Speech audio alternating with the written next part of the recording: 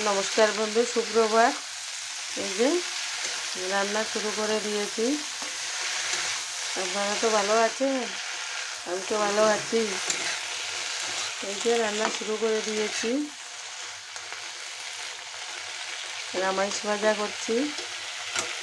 এইগুলা এদিকে ভাত বানাচ্ছি। এই যে রামাইশ ভাজা হয়ে গেছে। পেঁয়াজ, কাঁচা লঙ্কা, হলদি, জিরা এগুলো দিয়ে এগুলো ফ্রাই বানিয়েছি। এগুলো গরম ভাতের সাথে খেতে অনেক টেস্ট হয়। ভাতও হয়ে গেছে, এখন সবজি বানাবো।